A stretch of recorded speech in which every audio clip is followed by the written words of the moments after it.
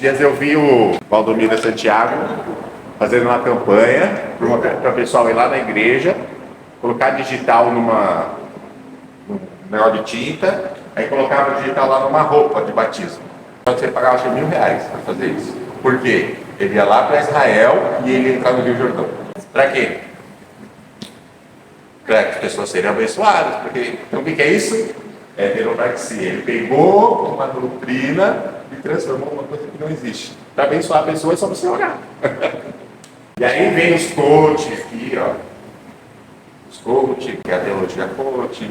Tem agora que a gente falou, Pablo Marçal, o Thiago Brunet. Thiago Brunet eu lembrei o que ele tinha falado. Ele falou que Deus escreve e o homem tem a borracha.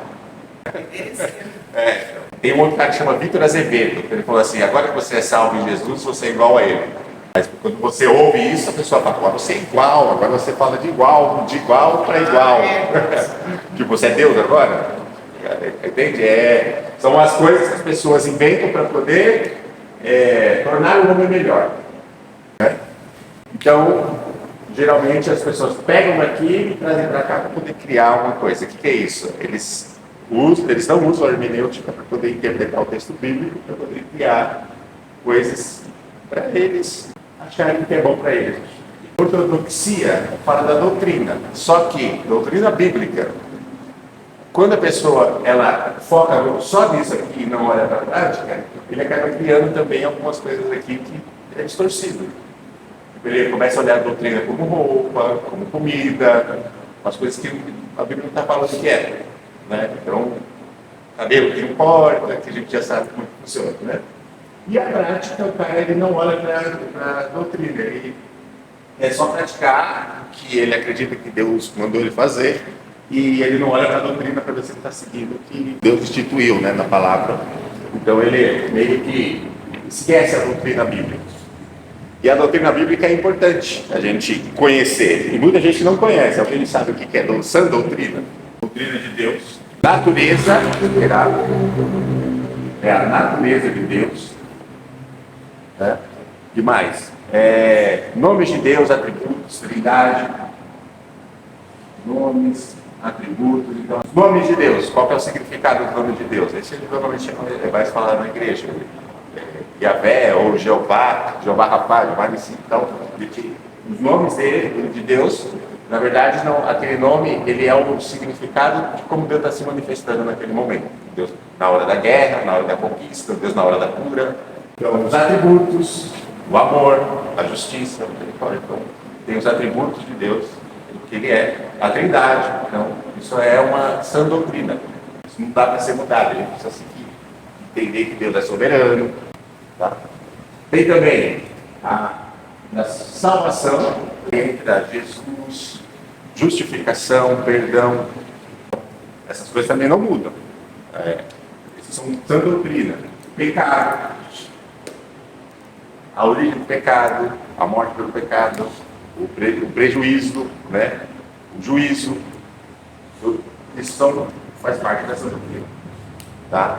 Palavra de Deus, ela também é um objeto de estudo, que é uma doutrina. O Espírito Santo. Então são todos sã doutrina. Então a gente olha para a Bíblia, aprende sobre esses princípios de quem é Deus. Né? Claro que não dá para explicar, mas a gente consegue ter uma ideia quais são os atributos de Deus. E aí a gente começa a entender a soberania dele, como que ele age. Como que ele age através da fé, arrependimento, fé, justificação, regeneração, adoção, né, do homem perdido.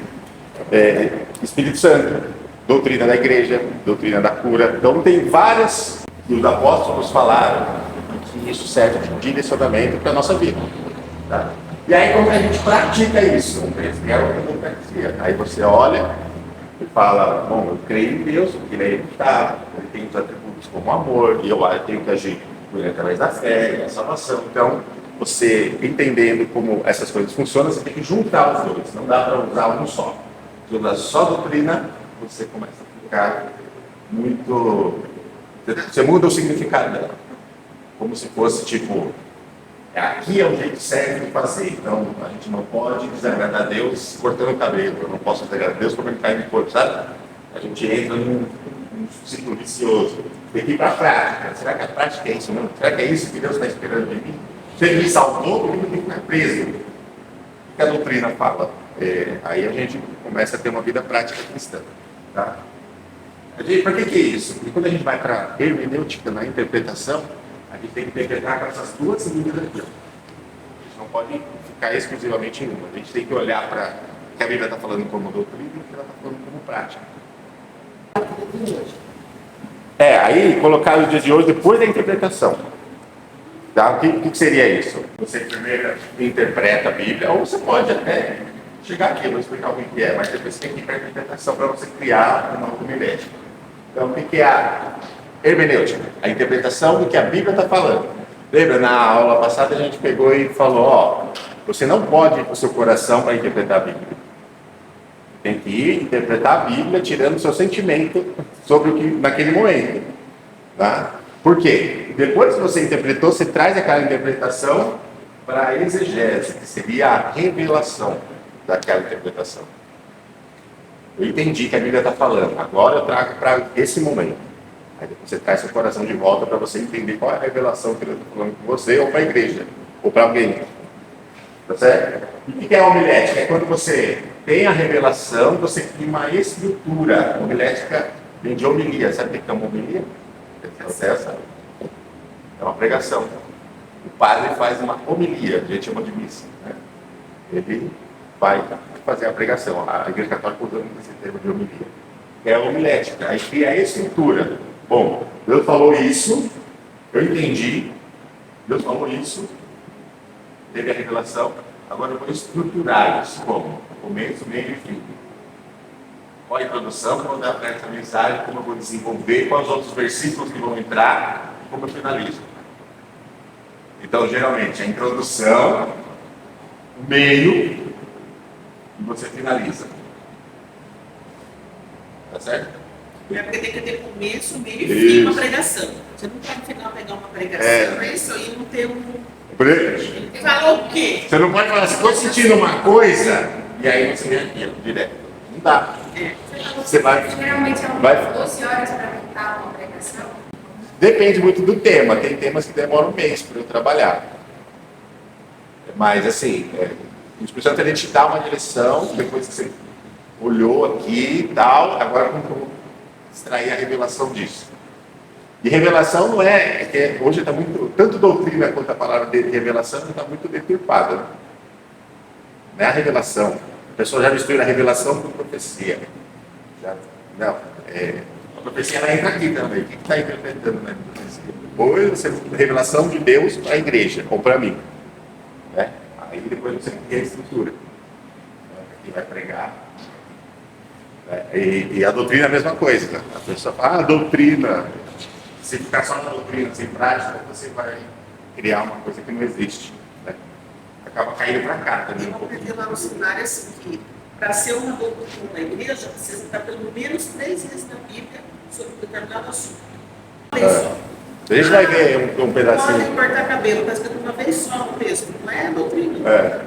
E aí entra naqueles passos que a gente viu, né? A gente vai buscar a intenção do autor. Então, por isso que você Primeiro passo. Tudo isso aqui é direcionado pelo Espírito Santo. É importante. A gente está falando de uma técnica, mas o Espírito Santo vai te conduzir isso aqui. Vai orar. Depois quando você senta para falar. Então, assim, às vezes ele pode te dar uma direção naquele momento que pode, em uma hora, você montar isso aqui. Né? Mas eu gosto de falar tipo 12 horas, por exemplo, porque eu fico relendo os textos, todos que vão entrar aqui. Eu fico relendo. Cada um, no mínimo, 10 vezes. Por quê? Porque toda hora que você lê, você vê uma outra coisa que você não enxergou antes. Aí você lê de novo e você vê outra coisa. Aí, depois você começou a estrutura, você pode dar para acrescentar isso.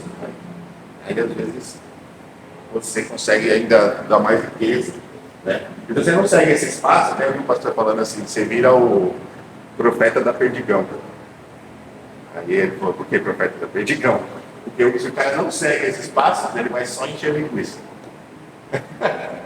pregação de ele fica dando várias voltas, mas o texto não sai, não tem uma conclusão. E aí agora há pouco a gente viu um negócio aqui.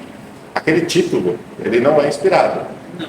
É um título que o autor ou o tradutor colocou para conduzir você dentro de um assunto. Mas ele não é inspirado. Pode ver que na dela estava de um jeito e na dela de outro.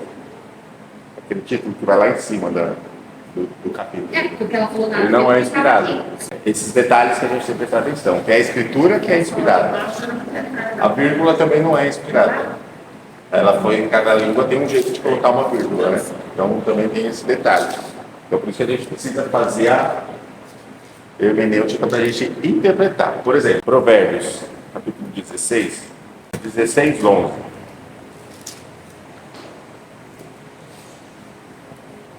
Fala assim, ó. Provérbios 16, 11.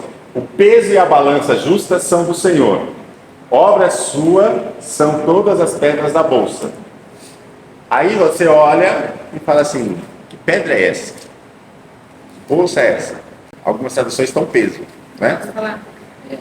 O Senhor fez os pesos e as medidas, por isso quer que sejam usados com honestidade. É que você está usando a NTLH. A NTLH ela tem uma outra vertente. Mas o que acontece? Você olha aqui, aí a gente vai seguir a regra da hermenêutica. Vamos ver o contexto. O anterior e o posterior. O que ele está falando?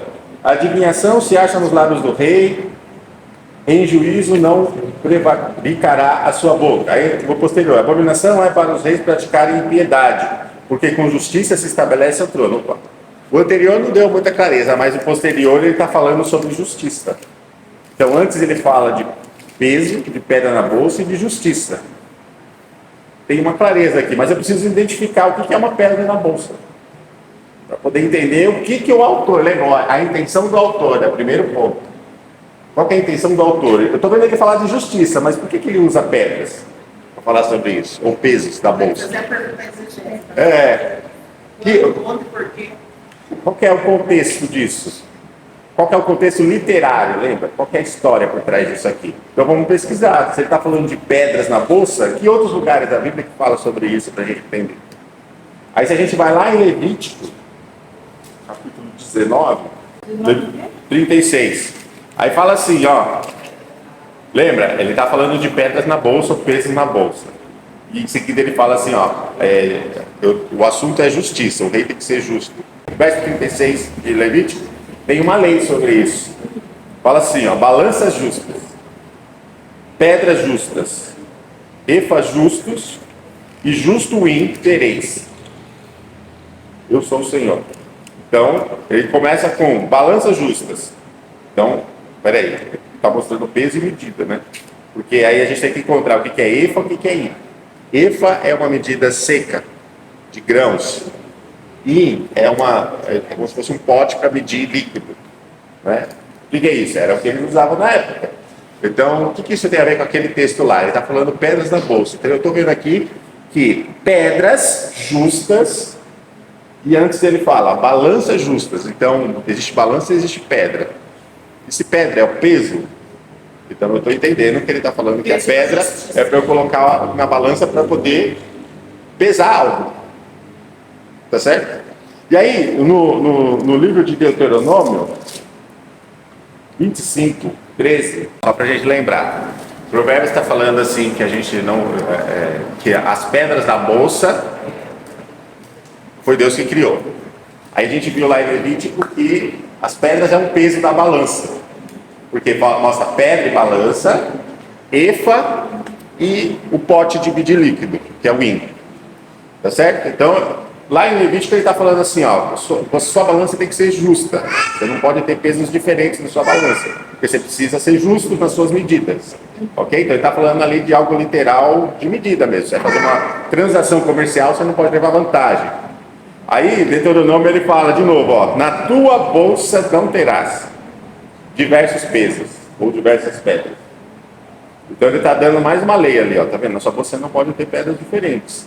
Então o que é uma bolsa lá no Provérbios? O contexto literário disso é uma bolsa que talvez alguém colocasse os pesos e quando fosse fazer uma transição, pesava ver se aquele peso está correto. Aquela medida que ele vai fazer a negociação dele. Isso.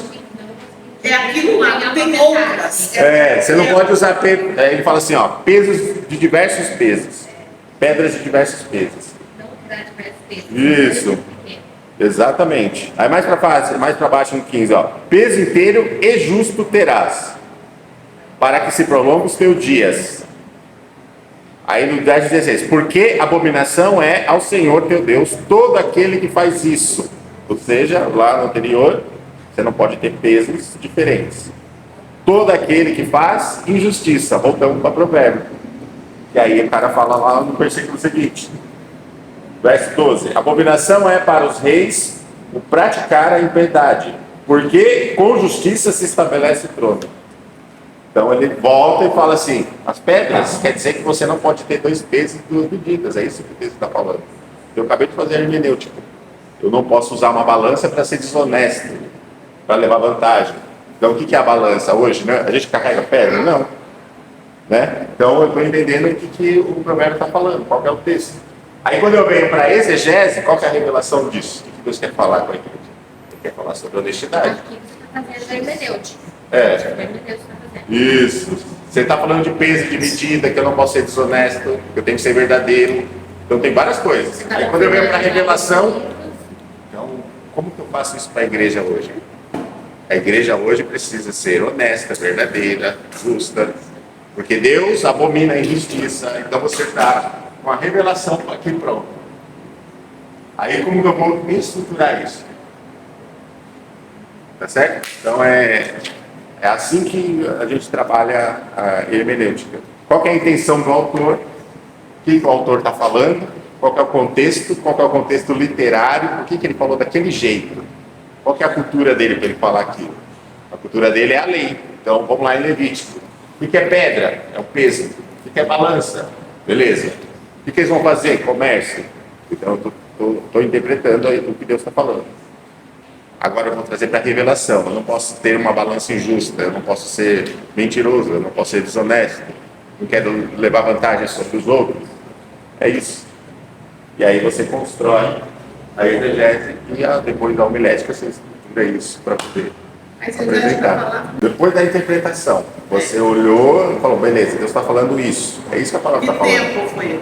Isso. Agora, hoje, naquele tempo falava-se assim, por quê? Porque era para explicar como você não ser injusto nas suas transações.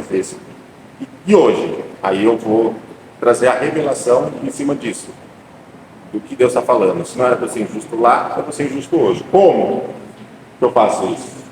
Com pedras? Não, hoje a gente não usa mais pedras. Mas hoje é a moral, é a ética, é o tratamento, é o amor. Isso. Né? Então aí você faz essas perguntas aqui para você ver o que o texto está revelando para a gente. Tá? Isso.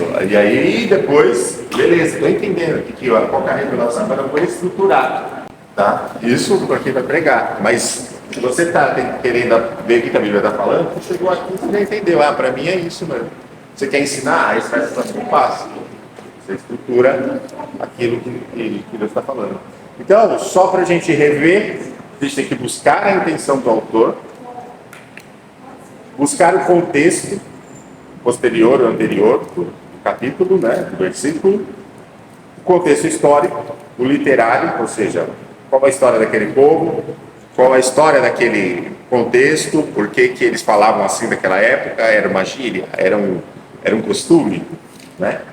Igual hoje, aqui a gente fala, nossa, trabalhei hoje, eu estou morto, estou cansado. Você não está morto. Né? Mas, talvez naquele tempo falar isso, eles iam falar, como você está morto, você está vivo? Foi igual Nicodemos e Jesus. Você tem que nascer de novo, mas como que eu vou voltar na barriga da minha mãe? Entendeu? Qual que é a hermenêutica, como que eu revelo isso, qual que é a revelação em cima disso, e aí como eu estruturo para poder passar. Tá? Qual o objetivo do texto?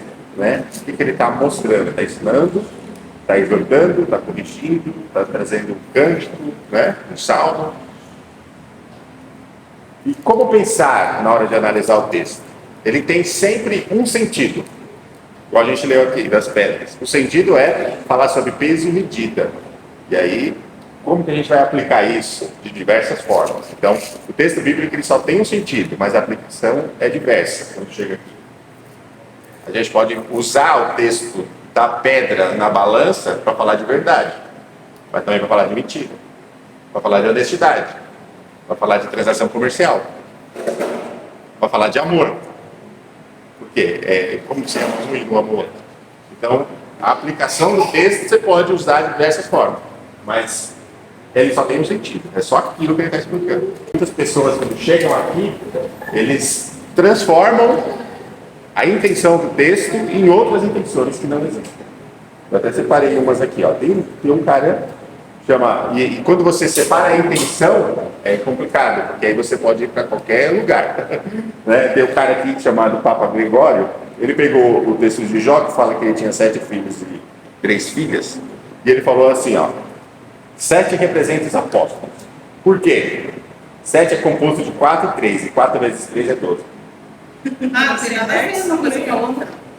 Então, o cara tirou o sentido e ele trouxe para cá para poder explicar uma coisa que não existe. Não tem nada a ver, mas não tem nada de sentido. E se você pegar qualquer texto, você consegue explicar qualquer coisa, quando você tira o sentido do que o texto está falando. Você vai achar tudo, você vai achar até que você pode ir lá no centro. O cara pegou aqui as 7 filhas, os 3, e o 3 e 4 que formam o número dos apóstolos, quer dizer que o apóstolo ele tem a ver com a Trindade, e o 4 quer dizer que eles têm que pregar no 4 cantos da terra. Então ele está criando um outro sentido para o texto de Jó que não está falando.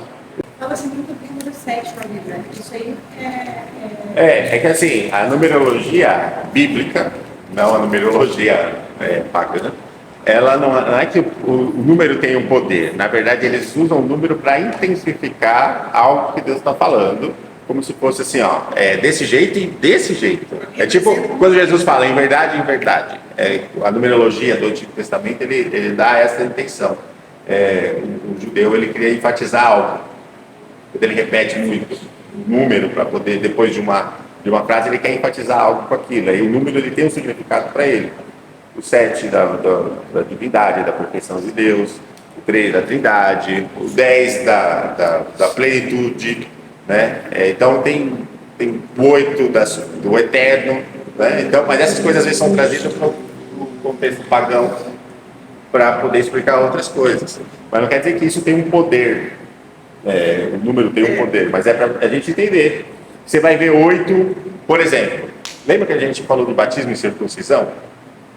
Circuncisão, Antigo Testamento, batismo, como se fosse a circuncisão que o apóstolo Paulo estava mostrando lá. E a circuncisão era feita no 8º dia. 8º é o número eterno. Aí, o que acontece? O número tem algum poder? Não, mas o judeu está falando assim, ó, a circuncisão é uma aliança eterna. Por isso que é feita no 8º dia. E hoje o batismo, que é a aliança que você firma com Deus como se fosse a circuncisão, que é a marca, melhor dizendo, né, da aliança. Mas é a marca da aliança hoje, da morte e ressurreição, da salvação e tudo mais. É eterno. A salvação é eterna. Tá? Então, se a gente for pegar o contexto literário disso, que é o número 8, ele está mostrando algo para a eternidade. E aí a gente vai olhar para o texto da intenção do autor, se ele está sendo poético, se ele está sendo simbólico, se ele está sendo literal. Isso tudo faz muito sentido. Por isso que a gente não pode ler Apocalipse como literal. Se eu ler Apocalipse como literal, eu vou olhar para a besta subindo no mar, eu vou achar que vai sair um monstro andando pela cidade. Né? E o que o apóstolo João estava olhando ali? Ele está falando algo simbólico para que a gente entenda sobre o poder do anticristo, como que ele vai agir, né? Como que ele vai influenciar, como que ele vai enganar. Quando a gente olha a intenção do autor, a gente começa a desenvolver. Então, e a homilética ele gera muito, hermenêutica ele gera muitas dúvidas, né? Dúvidas não, muitas divergências teológicas. Mas o importante é, quando eu faço a hermenêutica e eu sei como que ela é feita, eu não discuto isso como o meu é o jeito certo. Né? Igual, existem 2 caras que a gente fala na igreja, mas a gente vê mais isso quando estuda. O cara chamado Calvino, a gente viu isso na Reforma Protestante, e um cara que veio depois, um pouquinho depois, né, quase da morte de Calvino, nasceu um cara chamado Armínio. E os dois pensavam totalmente diferente, mas os dois falavam que concordavam com o outro. Então, por exemplo, Calvino ele tem uma linha de que a graça de Deus já foi derramada, os escolhidos já foram escolhidos, quem foi escolhido para ser salvo já foi escolhido para ser salvo, e é isso. É a linha dele. A graça de Deus vai ser, e aqueles que foram destinados para a perdição já estão destinados à perdição. É mais ou menos essa linha que ele tem. E eles têm um jeito de explicar isso que você olha, realmente. Se você está na igreja é porque você é escolhido, você não tem mais o que reclamar. Os escolhidos estão aí, eles só não sabem que são escolhidos ainda. É mais ou menos assim que eles pensam. Só que aí o Armênio fala assim, não, mas se você viver em pecado, você perde a salvação. E aí, tipo, bate um conflito às vezes entre Calvino e fala assim, não, mas o eleito ele não vai pecar para perder a salvação. Mas o Armênio olha e fala assim, não, pecar perde a salvação. É tipo uma divergência que chega uma hora que eles têm eles olham para a hermenêutica dos textos e eles entendem daquele jeito, mas mesmo sendo um contrário ao outro, eles concordam com o outro. Eles têm textos até históricos, um falando assim, ele pensa do jeito dele, eu penso dele, e tomara que a gente se encontre no céu. Cheguei a pensar nisso, esse lá do 144 que seria salvo, a gente ficou só 144. Então 144 mil, é literal. Então, aí, quando a gente olha para o número, 144 mil é uma multiplicação dos 12. E qual foi a ordem de Jesus? Ide por todo mundo. Para quem? Para os 12 apóstolos. E aí, os 144 mil é a multiplicação desses 12. Então, olha como é literal ou simbólico? Como você vai olhar isso?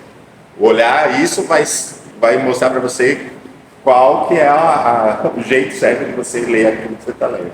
É simbólico, é literal. Então, é esse cuidado que a gente tem que ter. Quando a gente vai para o texto, a gente tem que se esvaziar da gente e olhar para o que o texto está falando. Depois que eu vou trabalhar isso na revelação. Tá? Então, a multiplicação dos pães e dos peixes também, né? 2, 3 peixes para Então, aí se você olhar ali, porque, por exemplo, se você olhar para o número 2, ele fala sempre da confirmação, de testemunho. Você vê duas testemunhas, dois peixes na multiplicação. Então, o que acontece? É uma multiplicação que acontece, existe o testemunho e existe o profético. É o 5, né, que são os ministérios e tal. Então, claro que não vai dar para explicar tudo isso, mas quando você olha para esses números, aí você começa a entender o que o texto está explicando, quando você chega aqui na revelação. É uma numerologia interessante para você fazer um estudo bíblico maravilhoso. Olha uma coisa que eu ouvi, que carreguei aqui, que inclusive nasceu nessa época. Nessa época, sobre essa questão da multiplicação. Aí o cara veio para cá. Pastores já vem pregando isso mais de uma vez. Ele chegou e falou assim, a multiplicação dos peixes, quando Jesus estava lá ensinando, as pessoas viram aquela criança levando os pães e peixes. Aí as pessoas tomaram consciência e cada um tirou o seu pão e peixe do bolso e colocou no cesto. Aí multiplicou. O que aconteceu? O cara tirou a doutrina e trouxe para cá. Para explicar uma coisa que não existe. Sendo que deu outro sentido do texto. É um milagre. Ele tirou de lá da orto, o reto, e passou para o hétero. Tirou da doutrina e trouxe para o homem. Como o homem foi aquela pessoa, não foi Jesus que multiplicou. Foi o homem tomou consciência. Tirou de dentro. Ele se tornou melhor e colocou aquilo no cesto. Então, é uma coisa que o texto não está falando. E aí a pessoa cria isso. Poder apoiar, sei lá, que cada tese que cada um tem aí é bem complexo. 1 Coríntios 11, por exemplo, fala das mulheres que não cortavam o cabelo. Né? Corinto, aí qual que é o contexto? Corinto era uma cidade portuária. Marinheiros chegando, viviam no mar e tal. Chegavam ali e passavam muitas pessoas de muitas nações. E ao mesmo tempo que ela era portuária, era rica, tinha comércio e tudo mais. Né? Várias culturas ali. E ali existia um templo de Afrodite. Né? O que é Afrodite? É uma deusa lá que eles veneravam através de atos sexuais. Deusa que adoravam através. E aí o que acontece? tem lá a cultura da época que as crianças, quando elas chegavam numa certa idade, os pais se sentiam muito lisonjeados quando essas crianças eram convidadas a serem sacerdotisas dessa deusa. E elas iam para o templo aprender, o templo da Afrodite, aprender os costumes da prostituição, porque era a forma com que elas adoravam essa deusa, né? E um dos requisitos, quando elas se tornavam prostitutas cultuais, tá? Esse é o termo. O culto dela é através de relação sexual, era cortar o cabelo. Só que aí o apóstolo Paulo, quando ele começa a pregar lá, as prostitutas começam a se converter. E aí quando elas se convertem, elas vão para a igreja. Só que lá na igreja tem famílias, tem esposas, tem maridos, tem homens. E aí quando entra uma prostituta, os caras falam assim: o que essa prostituta lá do templo pagão está fazendo aqui dentro da igreja? E aí o apóstolo Paulo, aí as mulheres casadas falam assim: não, meu marido está aqui, não quero essas mulheres aqui não, meu marido está aqui, elas vão pegar meu marido, ou, né, vamos sentar longe dela porque ela era prostituta. E aí começa uma divergência cultural ali, e as pessoas não estão entendendo que aquelas prostitutas estão se convertendo, né? E aí o apóstolo Paulo olha para isso e fala assim: vamos fazer o seguinte, vamos usar o véu, né? Véu, todas as mulheres ficam com o cabelo igual, né? Então ninguém vai saber quem é careca, quem não é careca, e aí ninguém vai julgar ninguém por causa disso, e tudo continua.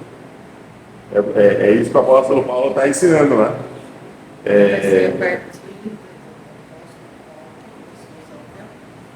Foi nesse contexto de Corinto que o apóstolo Paulo dá essa interpretação, essa doutrina da igreja naquele local, para que aquele povo não fosse preconceituoso um com o outro nesse sentido. A prostituta não pode entrar na igreja. Essas prostitutas estão começando a se converter, não querem ir aqui.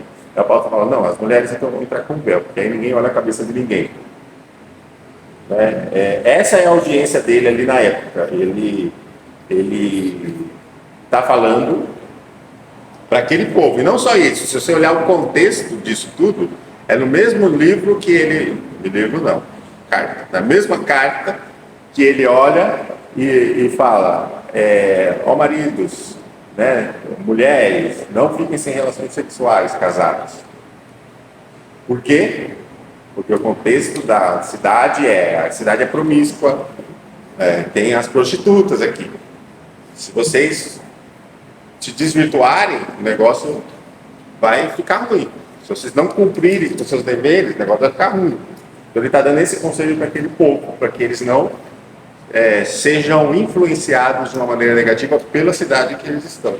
Então são doutrinas locais para que ele corrigisse, né, essas coisas, para que não fosse algo pior. Então é um contexto, você vê a sabedoria que o apóstolo Paulo tinha, né, para poder conduzir toda essa situação.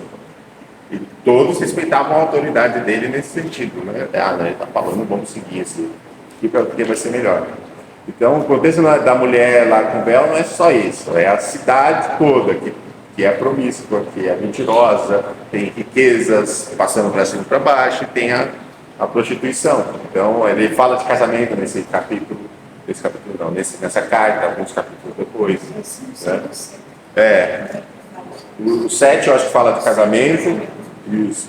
O 7 fala de casamento, o 5 ele fala dos problemas da imoralidade sexual. Do Corinto? 1 Corinto. Então, em 1 Corinto ele fala da imoralidade sexual, capítulo 5, depois o 6, o 7 ele vai lá e entra em casamento, depois ele fala das mulheres colocar o véu. Mas por quê? Porque o contexto da cidade, lembra, o contexto literário, a intenção do autor, é assim que a gente olha. E aí quando a gente olha, por que é carta? Porque ele estava no local, ele manda a carta para o pessoal e fala assim: vou mandar uma correção aí para vocês pararem com esse problema que eu estou ouvindo aqui. É isso. Aí é a carta. Aí a gente olha, a intenção, a carta era destinada a alguém, a uma igreja. Então você já começa a entender o contexto literário do negócio. E a igreja estava onde? Ela estava numa região que tinha essa vivência, essa experiência. Aí ele começa a falar para os membros da igreja. Ele fala da comida depois disso. Então, comidas sacrificadas a ídolos e tal. Então, tudo isso tem a ver com o contexto da cidade. Aí você está entendendo a intenção do carta de Corinto. Ele está corrigindo a imoralidade, os problemas pagãos que entram dentro da igreja, porque as pessoas se convertem, aí a pessoa, em vez de ela mudar a mentalidade, ela traz. Aí ele está corrigindo isso também.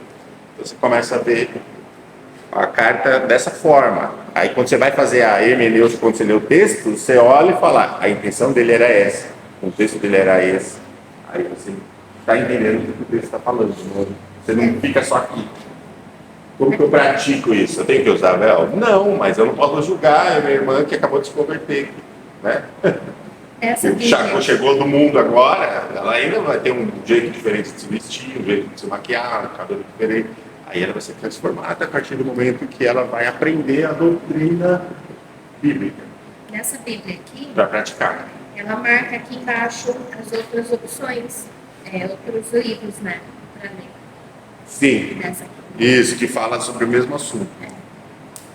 Só que tem alguns assuntos que não tem, ou seja, então se não tem, é porque é só aquele assunto naquele lugar. Depende também, né? Porque essa Bíblia, ela colocou esses versículos para você juntar, mas você acha às vezes outro assunto em outra Bíblia, em outro capítulo, mesmo que não esteja anotado aí. O contexto.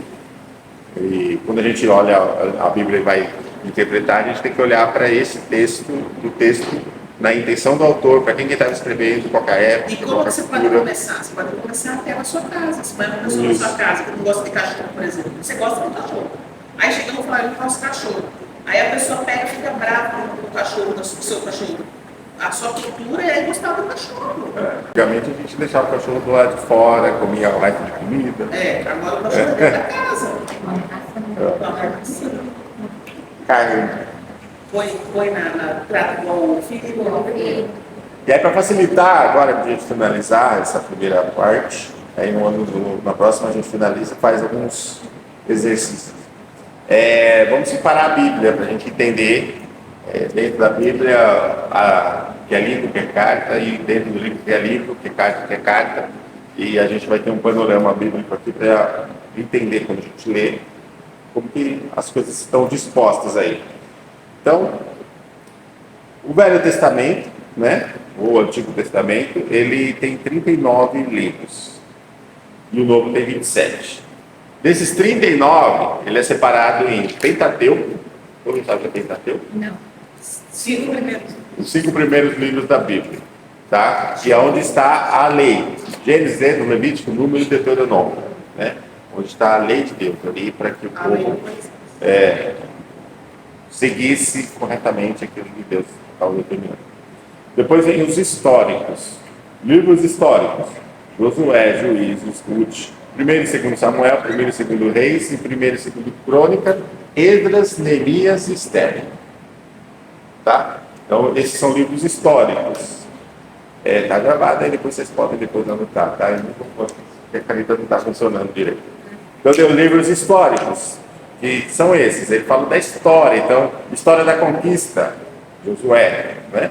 História da reconstrução dos muros, Neemias, história do povo voltando para sua terra depois da Babilônia, no livro de Esther. Então, você vai ver que no livro de Esther, então você vai ver que eles estão ali dispostos contando uma história, né?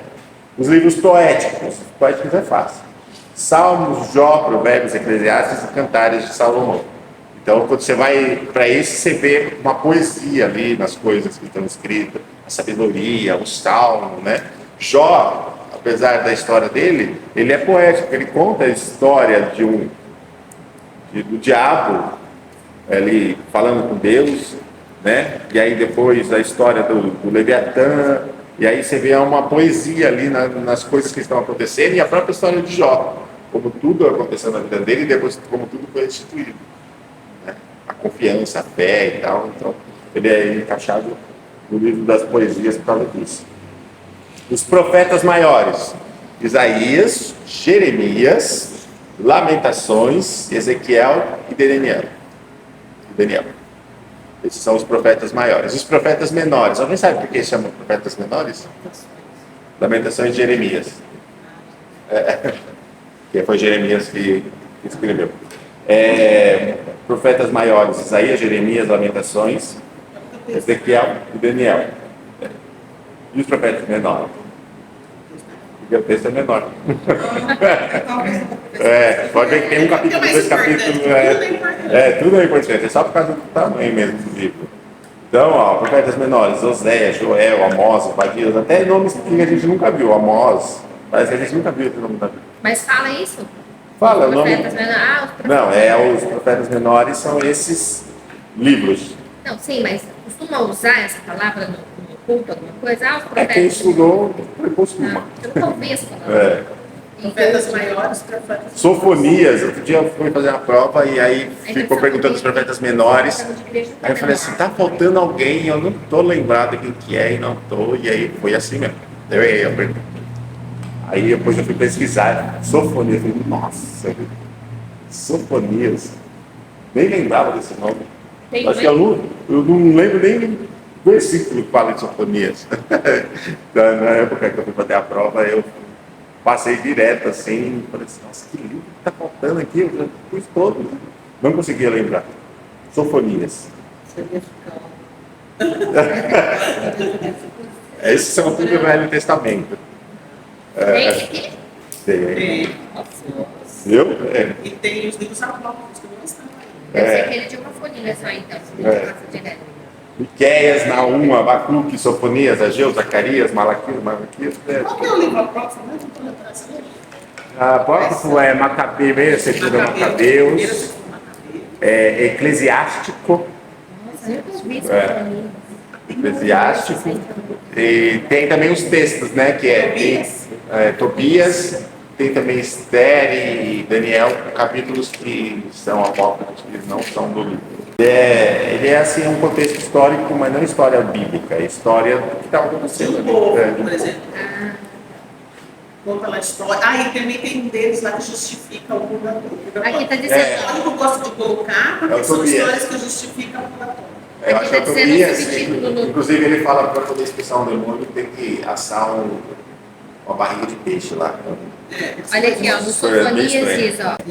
Vai ser um texto de apoio por exemplo, o ensinamento de Jesus Cristo. O que acontece? Esse período de Sofonias, aí que a gente começa a entender profetas menores e tal. O período de Sofonias foi escrito no momento que as 10 tribos foram levadas pelos assírios e Judá ficou sozinho. Depois Judá também é levado cativo para a Babilônia. Não, os 10 tribos foram pelos assírios. Pelos assírios. E aí destruíram o povo, subiram. Não tem mais como identificar as tribos. O persa era da rainha externa. O persa veio depois, aí que a gente olha, depois que Judá é levado cativo para a Babilônia, né? Esse período, aí vem Esther, que é a volta do povo depois que eles são libertos da Babilônia, né? E aí passou Babilônia, persa, Medo-Persa, depois vem os gregos, depois vem os romanos, que é a época de Jesus. Tá? Então é esse período aí. período histórico. Então, ó, por exemplo, ó, começo, né, a divisão do Antigo Testamento, ó, a partir do começo, fala da criação, queda, dilúvio no começo. Né? Os patriarcas, Abraão, Isaac, Jacó e José, até a hora que ele ocupado no Egito. E aí no Egito, 430 anos escravos. E aí depois que ele sai tem o deserto, depois do deserto, Josué entra com o livro de história, que é a conquista da terra prometida por Josué. Né? E aí depois de Josué, o que acontece? Ele morre. Quem que vai ser o líder do povo? Os juízes. Aí tem o livro dos juízes. Daí fala todos que passaram. Isso. Aí os juízes eram assim, levantava o juiz para ser líder do povo, estava todo mundo feliz. Aí o juiz morria, virou escravo, foram condenados, pecado, Aí Deus sofrimento. levantava. Aí precisamos de outro juiz aqui, Deus. Aí vem outro juiz. Aí é esse ciclo que acontece. E aí quando vai terminando o livro de Juízes, aí começa essa história de Samuel, reis e tal, por quê? Porque aí tipo assim, queremos um rei, porque todo mundo tem rei, a gente não tem rei.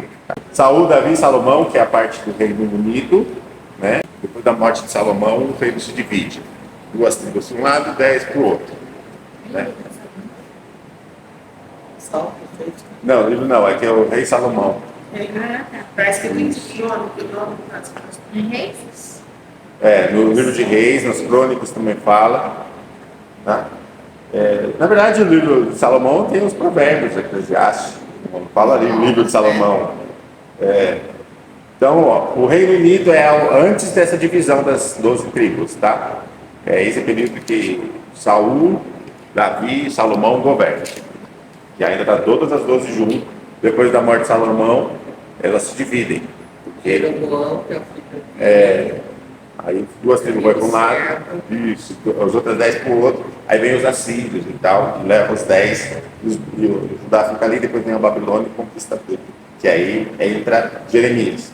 Jerusalém destruída, né? E aí vira cativos lá na Babilônia e depois eles são libertos, né? Que aí a gente vê lá Ageu, Zacarias, Malaquias, Esther, Esdras e Neemias. É nesse período da volta que é escrito esse livro aí, esses livros. Aí tem um período de silêncio, né? E o livro de 1º e 2º Samuel, até o capítulo 11, ele fala do Reino Unido. Fala de todos os reinos. Depois do capítulo 12 em diante, ele fala do reino dividido. No livro de Samuel. Então acontece nesse período aí. Tá certo? Crônicas foi escrito depois da volta do exílio. Então, quando todo mundo volta do exílio, e foi nesse período que surgiu o judaísmo. Jó é considerado o livro mais antigo da Bíblia. Jó. Eu sei que um negócio de estudo que metade de Gênesis pula para o livro de Jó. Depois voltar para complementar como se fosse um. É uma Bíblia em ordem cronológica. Isso, tá certo? Eu tenho lá uma Bíblia também, que eles colocam mais ou menos quando foi escrito ou quando estava acontecendo as mesmas coisas. Então você vai ver, tipo, uma página vai ter 3 livros ali, um capítulo de cada um. Que é tipo assim, está sendo escrita naquele mesmo momento da história. Acho que dá para a gente dar uma adiantada aqui, só o que a gente vai falar na próxima. Os evangelhos, tá? Tem os anos de silêncio, aí tem os evangelhos. Os evangelhos, Mateus, ele mostra Jesus como rei e ele é escrito aos judeus. Ele escreve para os judeus. E ele caracteriza Jesus cumprindo as profecias, né? Então ele enfatiza muito o sermão e as profecias cumprindo-se em Jesus, as profecias aos judeus. Marcos traz Jesus como trabalhador ou como servo. E ele é escrito aos romanos. Mas por quê? Bem, no contexto literário. O romano ele não gosta muito de firula. Não quero saber se está uma profecia ou não. Quero saber se o cara trabalha. Quero saber se esse cara ele é bom de trabalho. E os romanos eles eram mais objetivos, né? Então enfatiza muito os milagres de Jesus. Então você vai ver, tipo, o mesmo capítulo, Jesus veio para cumprir a vontade do Pai. Aí você vai levar Marcos e Jesus foi lá e fez. Né? Tipo, Marcos é onde você vai ver ele cortando a orelha, né, do mal. Tem mais detalhes. Os outros ele não dá esse detalhe da ação que é feita. E Marcos é mais ação. Né? A prática. Lucas mostra Jesus como filho do homem e ele foi escrito aos gregos. Por isso que ele fala muitas parábolas, é um livro bem grande, ele mostra muitas parábolas, porque grego gostava da filosofia. Né? Então eles queriam algo que eles pudessem pensar, então enfatiza muitas parábolas. Ele era médico. Ele era médico, historiador. Né? E o livro de João mostra Jesus como Deus e ele é escrito para a igreja. Né? E ela enfatiza a divindade e a característica espiritual de Jesus. Certo? E aí hoje a gente finaliza essa parte. E é importante a gente entender essa divisão, porque quando eu vou ler, fica mais fácil a intenção do autor, a característica do livro. Mateus é o primeiro, que é escrito aos judeus. A característica é profética, onde Jesus vem cumprir as profecias. Né? Fala dos sermões de Jesus e é escrito aos judeus para mostrar que ele era o Messias. Ele dá muita característica. Então você vai ver muitos números ali, não só porque ele era cobrador de imposto, mas é por causa dessa característica do judeu de olhar para os números. Você vai ver em Mateus 2 cegos, no outro você vai ver um cego ou nenhum. Só fala cego. Né? Então é porque ele quer enfatizar algo naquele capítulo da interpretação de quem está lendo. Tem esses detalhes, por isso é a intenção do autor. Qual que é a intenção do autor? na hora da tradução. O Lucas, interpretação. ele, por ser médico, né, e o Gadareno, por exemplo, ele fala dos detalhes ali do demoniado. Dos detalhes da lepra. Ele fala do cadáver, porque ele é médico, então para ele é muito simples. Convulsão, ele fala que convulsionava. Convulsionava, o Lucas era médico. Mas ele não era médico. Era médico. Lucas era médico. É médico.